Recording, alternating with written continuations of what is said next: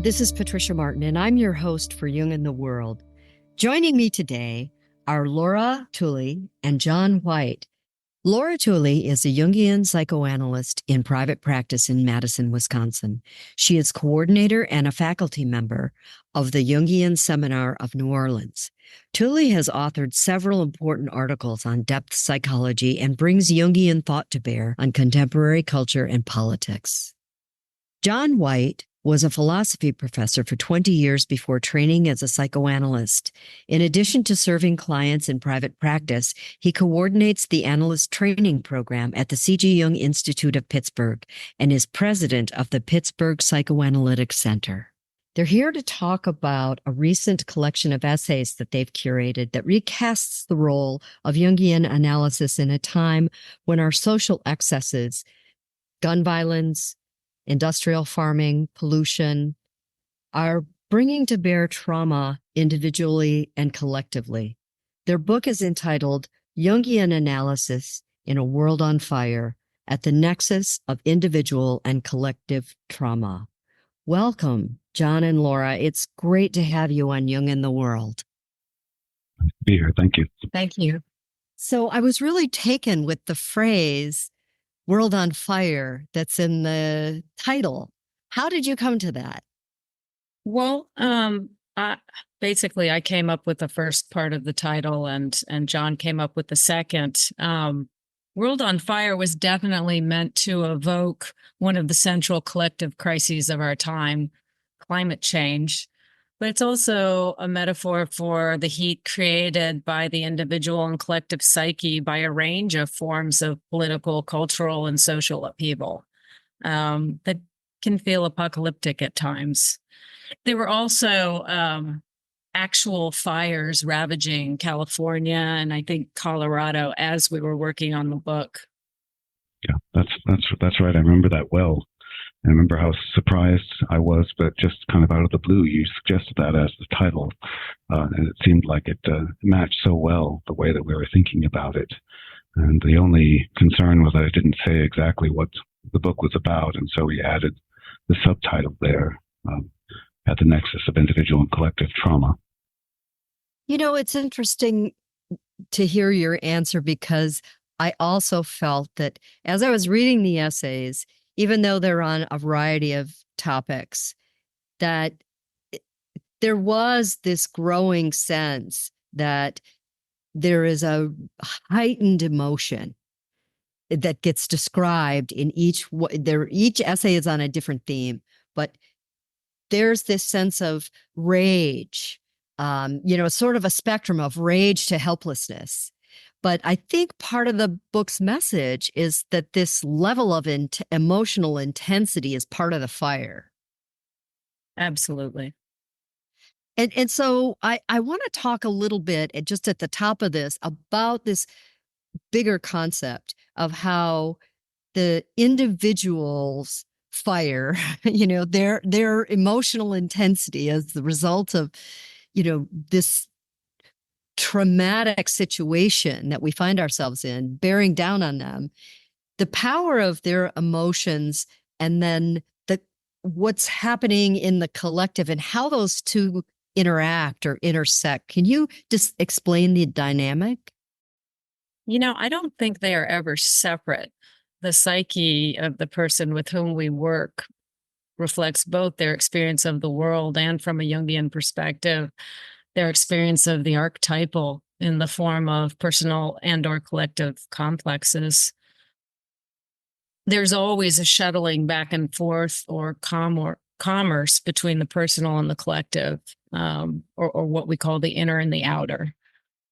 Yeah, as I've described it in the introduction, I described the individual psyche as sort of the sensorium of both individual and collective experiences.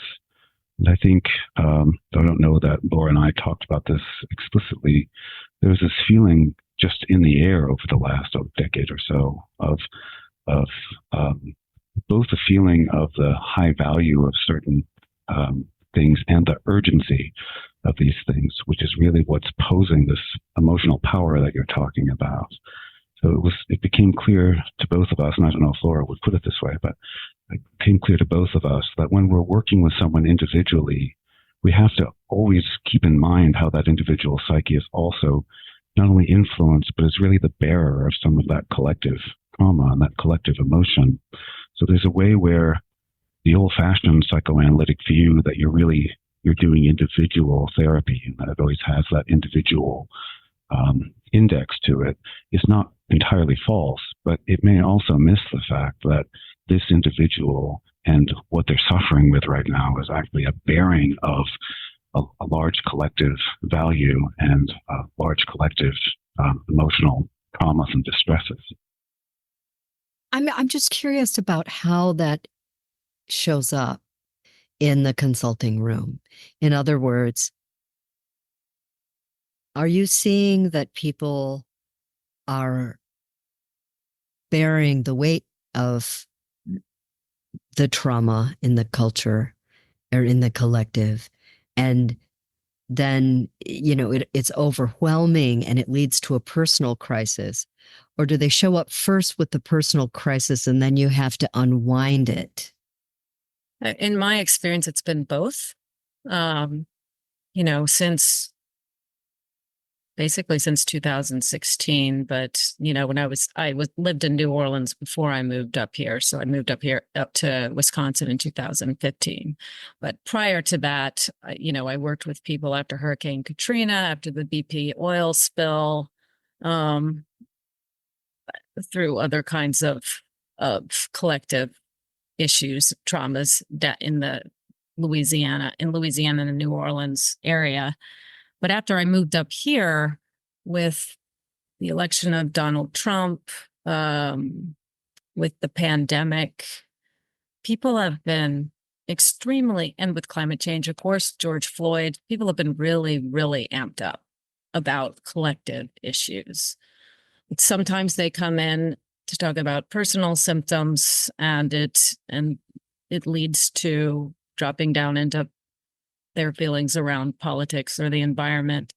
Sometimes they just come in with the wanting a sense of urgency and fear and anxiety, and sometimes depression around what's going on in the world, and hopelessness increasingly among younger people, I would say. What's more unusual, and actually which has become a kind of question mark, if not a red flag to me, is the patient who never talks about what's going on in the world, or a patient during the pandemic who says nothing about the pandemic. What does that tell you? I'm just curious. It can speak to a range of conditions, I think. I mean, I would say sometimes it's a trauma, someone who comes from trauma and is sort of calming down in the context of collective trauma, like there's a balancing out there. Sometimes it's just completely overwhelming, like too overwhelming to even metabolize on any level. Yeah, I think that's right. And sometimes there's a strongly defensive quality. It seems to me that there are times when someone will come in and, I can just experience as soon as they're walking in the room, can feel the anxiety almost emanating from them, maybe like a fire. And but when they sit down, I don't know what I'm anxious about, and they can't pinpoint anything. And as a rule, I won't suggest anything more collective unless we've gone through all the individual things that it might be. But oftentimes when I do, there's this sudden disturbance and relief, that, yeah, this really is this. Yeah, I think that's right. I think it's actually this.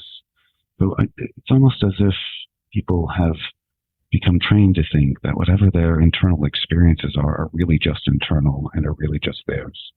In some cases, in fact, I'm not sure it's, as you put it earlier, a response to the thing. I think they're actually, like I say, bearing some of the collective burden.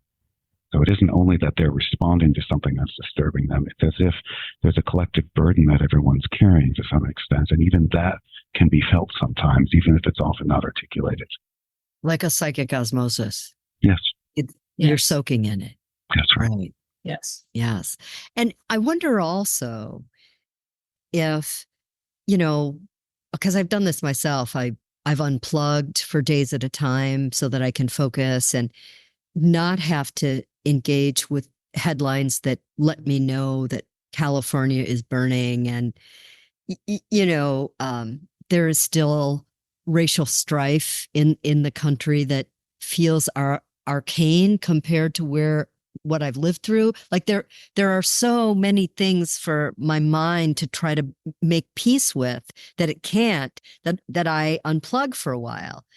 And then you begin to have a sense of loss about that. Like you're out of touch, you're out of tune. So it's a difficult thing to calibrate. Like, how much do you consume, what's apparent? And I even see this in the political races. We don't talk about politics very much on this show, but it seems to have become a fight for people's attention. So it's become more and more performative and less substantive. So we're not really sure what anybody's going to do about any of this. They're just sort of trying to get our attention on it.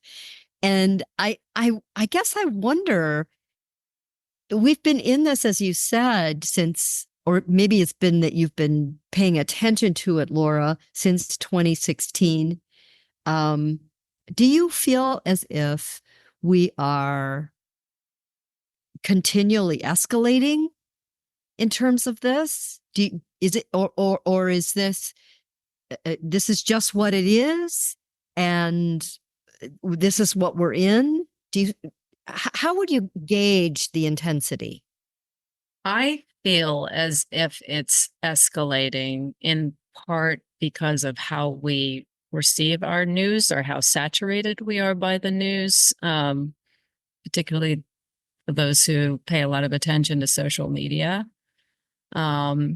And I tend to think it's more than we can, or our patients can metabolize most of the time, especially in light of the fact that there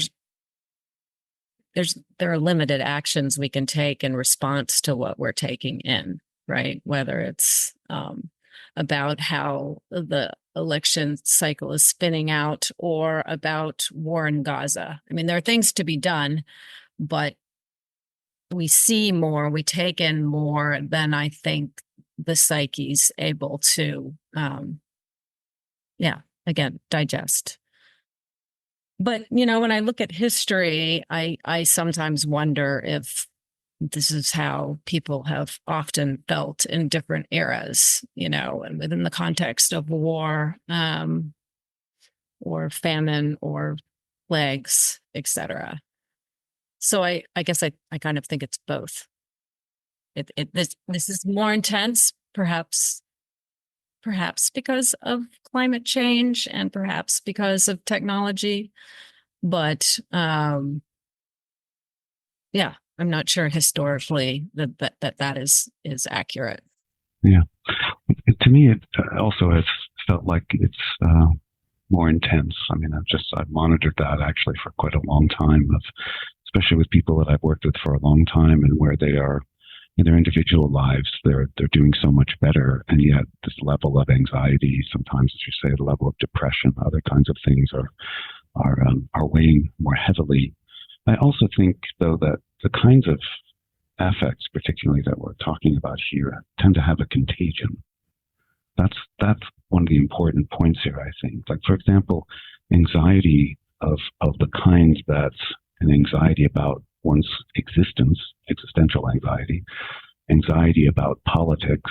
And, sometimes people think we shouldn't get worked up about politics. I think politics is one of the things we ought to get worked up about, because it's about, how we live collectively together. So it always includes a certain amount of anxiety and a certain amount of anger. And but at the same time, those are feelings that by nature are contagious. And I do think that the addition of social media and 24-hour media of some kind, I think all of those things do intensify it. So although, I have no way of comparing this to 1920 or something, or 1924, I can still surmise at least that social media, the idea that we're frequently on screens, the idea that we're using media of all kinds, these media are very good at continuing the contagion. And that I think really shouldn't be lost on us. I really think that that's serious and severe. And in that respect, the so-called information age has not necessarily been entirely to our benefit, because I think it, especially with algorithms that are feeding people, what they already believe or what they're already anxious about. Yeah, so you get more and more of the same, and it does have a compounding effect. Yes.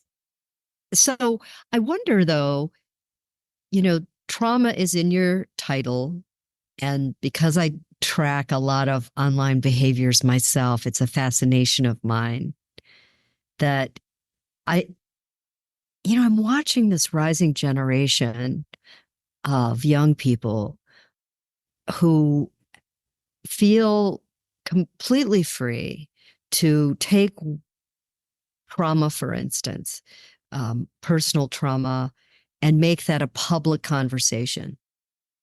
And, I came up in a generation where that was a private matter, and you sought analysis privately for that. And it's a big difference. Do you think that's helpful or hurtful, or are there aspects there that are a bit of both? That sort of the meme of trauma, and it's a big meme. The meme of trauma. That phrasing in itself is kind of problematic, right? Or it says something about how trauma is being represented. I think it can be both. I think that the tendency towards confession confessional writing can be problematic and, increase the contagion, damage people's reputations, etc. I don't think it's always helpful to announce one's trauma or before one has had a chance to explore it or heal from it. On the other hand, as someone who feels like the personal is always on some level political, I think it can also open our eyes to phenomenon that we otherwise wouldn't readily accept.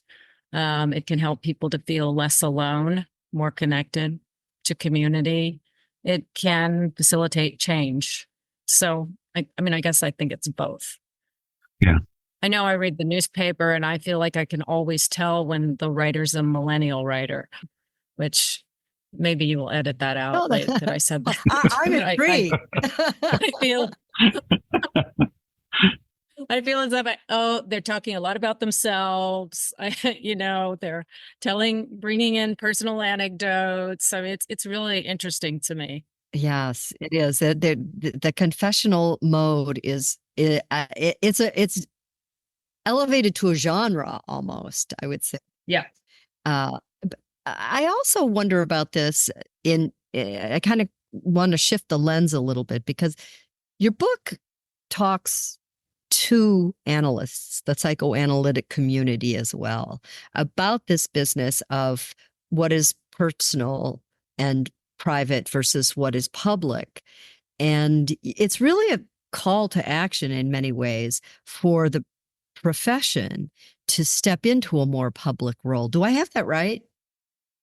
Maybe in part. I think that we raise it as a question. We raise our role as a question. The focus is more clinically. What does this look like and how do we receive it? What do we do with it? What does it tell us about collective phenomenon? How do we take it in? How do we think about it in terms of Jung's map of the psyche? But I don't think that we are necessarily calling for action. I think we're raising a question about if and how it might be appropriate for an analyst to take a stance either inside or outside the container in some form. What would you say, John? Yeah, I think that's on target. So it really was, I think, even when we talked about this volume earlier on, we weren't necessarily calling to action, but we were saying that was an implication here, that psychoanalysts have something to say about this, about what's going on. And that's not, psychoanalysis maybe doesn't have the status it had 100 years ago or 50 years ago, but there's something in the psychoanalytic community that maybe it needs to step up and show that it has some authority to speak on these issues, because all too often they're all kind of treated as like a set of external facts, rather than, yes, there are external facts, but they're things, as already Patricia, you pointed out, that there's emotional contagion. And whenever there's emotional contagion, and this is very important from Jung, is that emotions are, as a rule, are about value. Right? So feelings correlate to value. So when people are having strong feelings about something, it means that those feelings are telling you something about values and value conflict. And that's true clinically, and it's true also at a collective level. I might even add here that this is, maybe just my pet peeve, but, in the American historical tradition, one of the places where Puritanism still has a strong impact on us is a suspicion around emotions, or let's say a suspicion around anything that's not reason and freedom. That's it. Reason and will, that's all you got.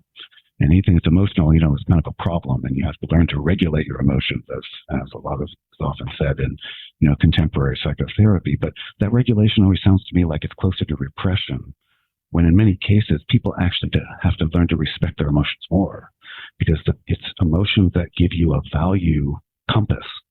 Right. So if you're trying to understand the things that we're talking about, and we're trying to bring them up in terms of their value importance, the way that you originally experience something as having a high value is that it strikes you, that you're moved by it, that you're touched by it, that you have emotional experiences that are drawing your attention to the value or to the value conflict that's at stake. So a kind of puritanical repression of emotion, which I still think lurks in our history. And as often happens, the enantiodromia is just as bad, which is not so much, can be like raw emotions just exuding all over the place without anyone trying to connect it to a value. Neither of these are helpful, for trying to understand what these really mean psychologically and personally to us. So to learn to take values, to learn to take emotion seriously, to learn to cultivate emotion, so that your emotional life leads you to a whole realm of values. That's not something that we have any traditions that I know of, at least. And so that increases this problem. Well, it's interesting that you bring up the idea of our early roots as a nation, because that was also a theme that, it's a thread that runs through these essays, is that we were founded as a nation on a different premise than, let's say, Europe, right? European countries. And so it creates different psychological problems for Americans that eke out into the collective, or vice versa. Let's talk about that a little bit more. Give me your thoughts from the book on examples where, what is at the root of that particular problem goes way back to our founding as a nation. That's a big question. Well, I was thinking, for instance, I was totally intrigued by the essay on guns and the gun complex. Yeah. And that essay is such a good example of what you're talking about, because it is tracing back to a history where a certain American idealization of autonomy, being able to be your own person, included, especially think of the Western movement and the frontier movement and all of that. I mean, there's something kind of inherent to the value of a gun, and also to a person being able to operate that gun. And when you see so frequently, you can see, like, Jung has this idea that a complex is always something that has a kind of affective energy, but is also characterized by an image.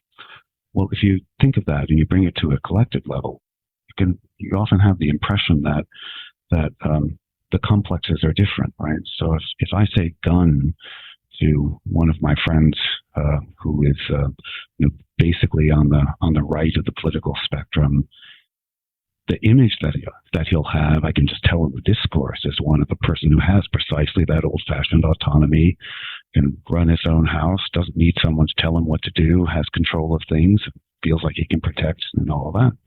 And many of my friends who are on the other side of the spectrum, they hear guns and they're thinking of victims. They're thinking of the, of the devastation that they've wrought.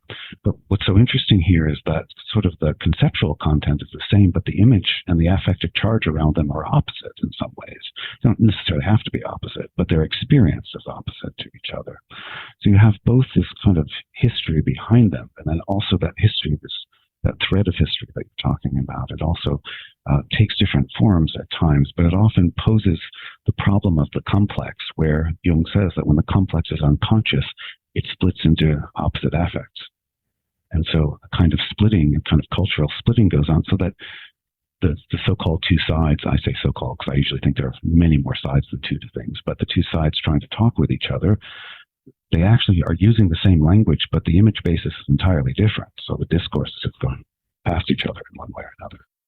Like on the one hand, independence, autonomy, the right of self-defense, the right to defend your property, versus a more community-oriented ethos, which values government in a different way. I think that essay is also about aggression in a sense, and developing what it would mean to develop a healthy relationship to the gun complex or one's aggression, rather than simply demonizing it. She is trying to, particularly in the case of her female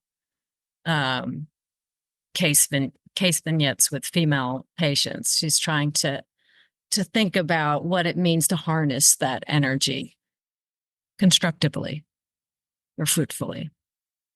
And that's a bigger theme of the whole book. Yes. Is how do we harness some of this energy so that maybe we could behave differently, within our communities, and so that,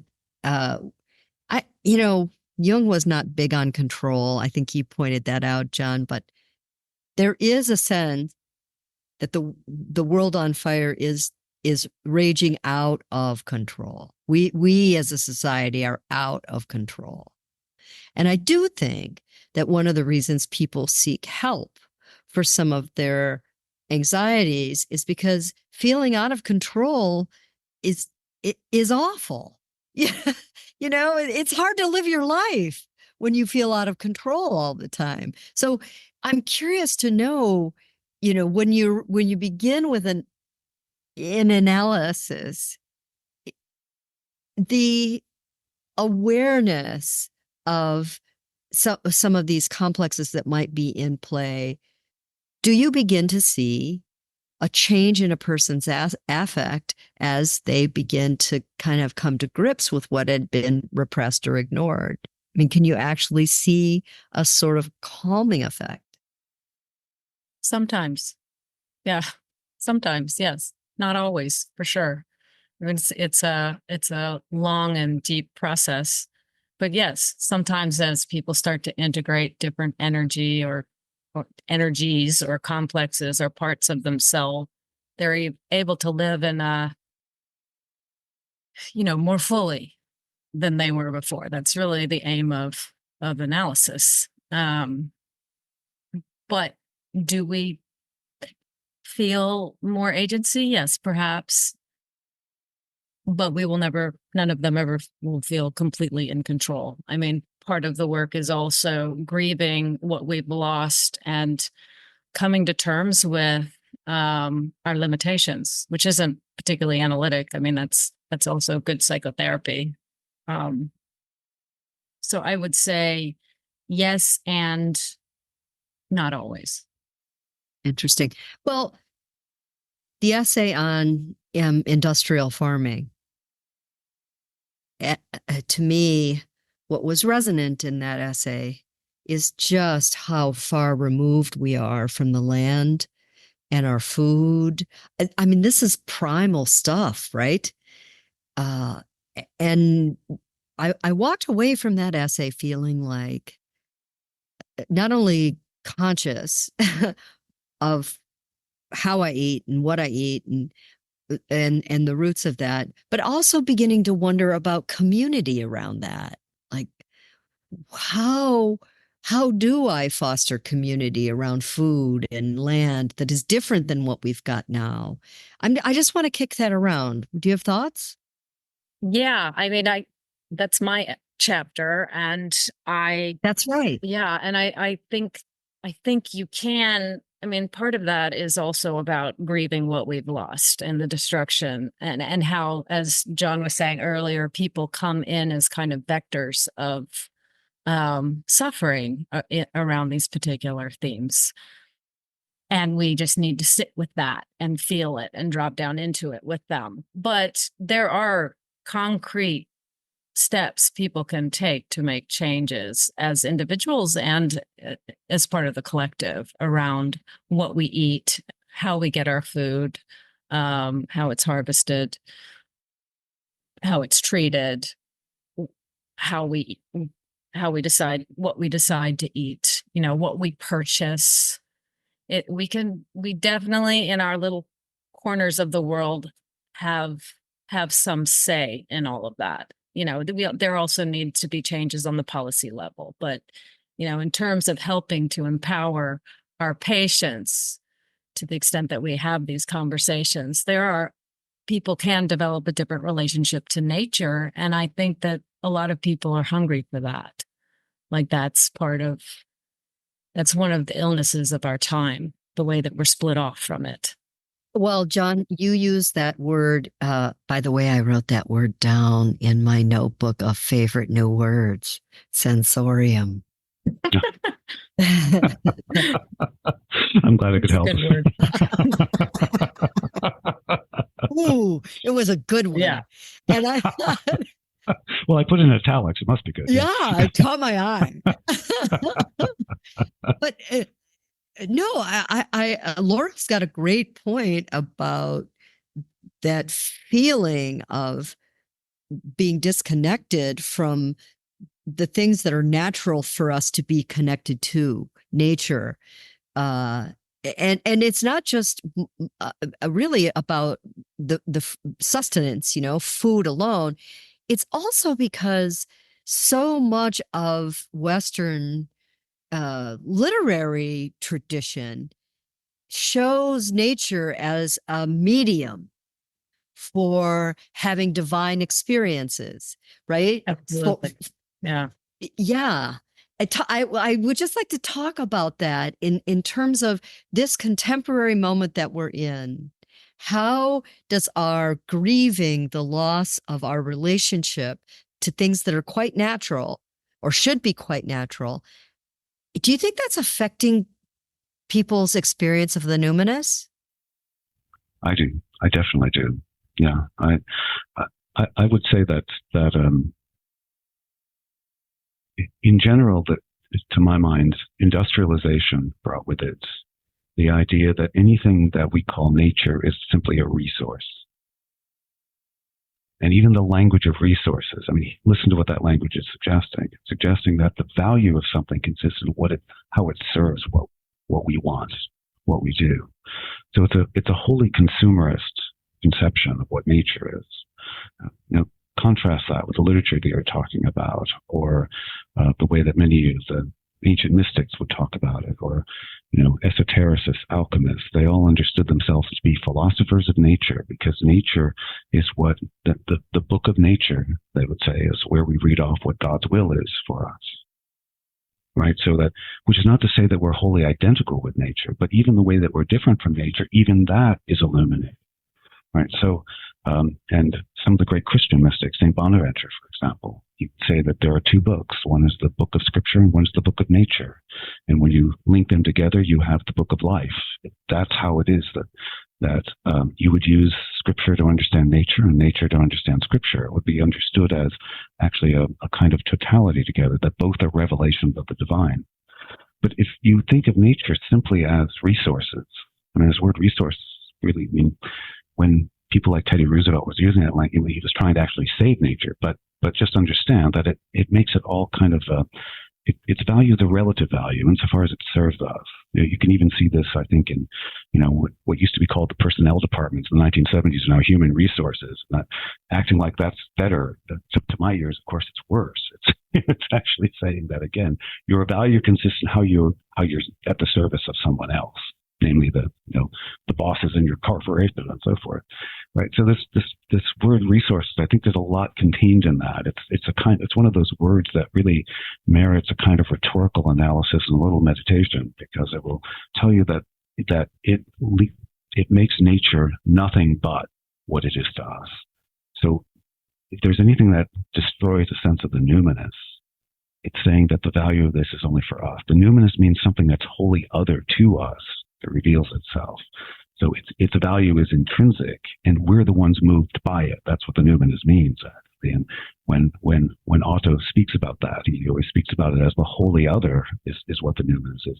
But if you think that, well, this is only important as far as it serves me, it's possibly the strongest defense against having a numinous experience that you can have. Well, and it's the framing of it too is a resource implies consumption of the resource. So if you're only consuming the resource, how does one have the experience of the sensorium out of that, right? Right, exactly.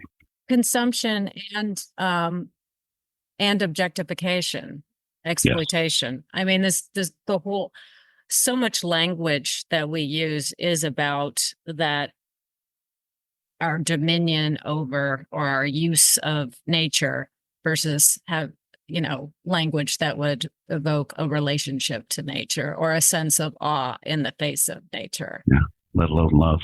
I was just thinking about the word livestock recently because I had read the word dead stock and I was a little disturbed by it. And I thought, oh, livestock. This is how we talk about animals, right? There's more and more research. Yes, it's about what we do in the face of otherness or how we relate to otherness within and without. But there's more and more research about how similar animal brains, all kinds of animal brains are to human brains, how similar their feelings are to ours. So there's a level of anthropo-denial that has happened in order for us to maintain, our dominion over the rest of creation. Not to get on a soapbox. Well, but I think you're kind of encapsulating the book's major themes, is that there is a right sizing or a resizing of how human beings see themselves in the context of the world. That, that reframing could also bring us some peace. It could bring us, it could reduce the level of anxiety where we're just, now it's all happening to us rather than we are part of something. And we might have a little agency we didn't think we have. And it begins with how we see ourselves in the world. Yeah, that's lovely. You put that very well. And it's like the way in which that we are kind of co-creators with nature rather than seeing nature as simply just this, fuel, fuel for the fire. Right. This has been a wonderful conversation. Thank you both for being on Jung in the World. Thank you, Patricia. Oh, what a pleasure. And I enjoyed the book of essays entirely. I'm going to state the title again, and we will link to it. Jungian Analysis in a World on Fire at the Nexus of Individual and Collective Trauma. We were talking today with Laura Tuley and John White, who were the co-editors. Thank you both. Thank you. Thank you for the invitation. Thank you.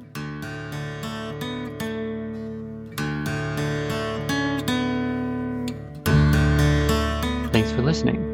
If you'd like more information about training programs, live and self-study courses, archives, this podcast, our blog, or to find Jungian Analysts near you, visit our website, jungchicago.org. Thank you to our 2023 donors who gave at the contributor level or above. Barbara Anand, PhD in honor of Fred Maples, S.J., Uni Alcott, Judith and Eric Cooper, David Dalrymple, Mary Doherty, Full Bloom Lotus Center for Self-Awareness, Boris Matthews, Bruce G. and Mary A. Robert Family Foundation, Diane Sherwood, Lawrence C. Tingley, Alexander Wayne and Lynn Kopp, and the Blackbaud Giving Fund. You can support this podcast by making a donation at our website, jungchicago.org.